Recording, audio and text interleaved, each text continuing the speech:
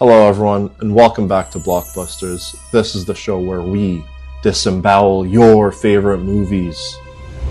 Today, we're going to be taking a look at the crime thriller genre with 3 films that everyone seems to worship, but I lack faith in. What?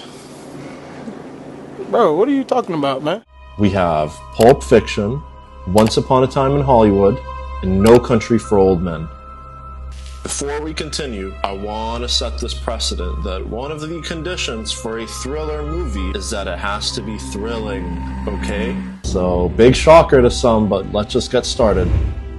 Starting off, we have Pulp Fiction. You're gonna hate me for this, but I do understand how iconic this movie is.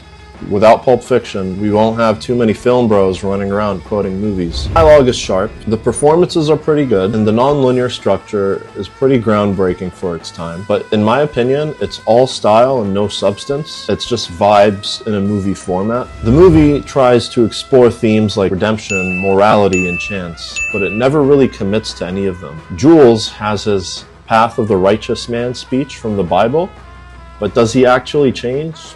Not really. Vincent is the same guy at his end as he was at the beginning, which is a drug addict. And Butch and Marcellus' story just ends too. There's no real moral stakes. It's not that deep. It's lazy, and there's no real sense of good versus evil. It's just a bunch of criminal freaks doing criminal things. The dialogue is quotable, sure, and the dance scenes are fun, but I found it gimmicky. Yeah, I get it, John Travolta can dance. Nothing really makes up for the fact that the movie feels pointless. It's just a collection of cool moments, but not really a good cohesive story. Next up, we have Once Upon a Time in Hollywood. Apparently, this movie is a love letter to old Hollywood.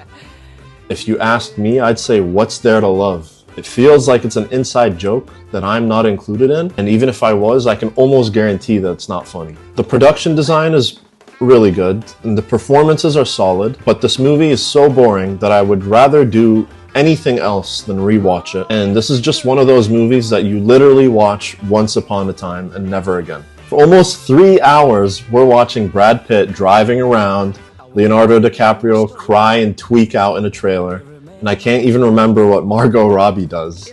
And then in the last 5 minutes, there's some drug-induced violence. Wow, groundbreaking. How does Tarantino do it? The movie tries to explore themes like fading fame, the changing landscape of Hollywood, and the Manson family, but it never really digs too deep into any of them.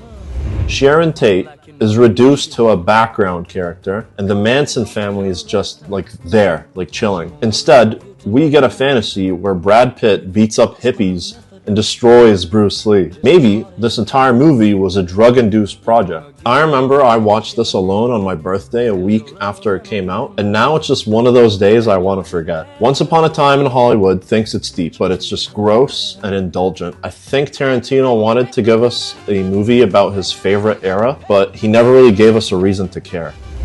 Finally, we have No Country for Old Men. You stand to win everything, call it.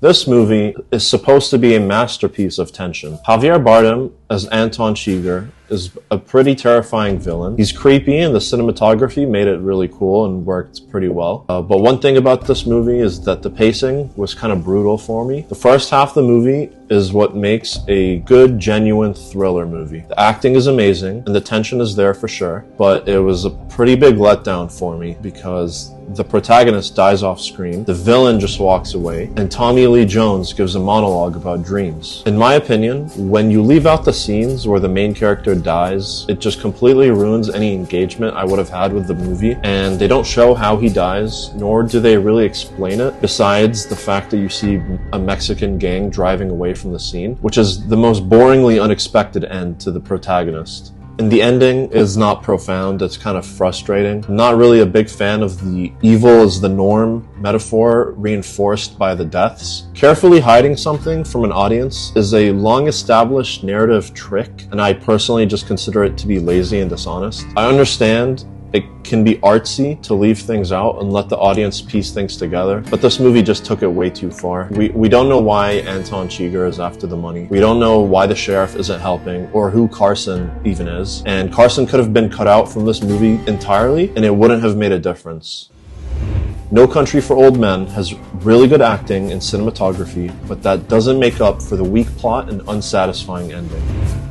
So that's it for this episode, guys. Those are my hot takes on Pulp Fiction, Once Upon a Time in Hollywood, and No Country for Old Men. I consider them overrated, but do you agree or disagree? And please let us know down in the comments what genre you want to see next. Until next time, everyone, take care.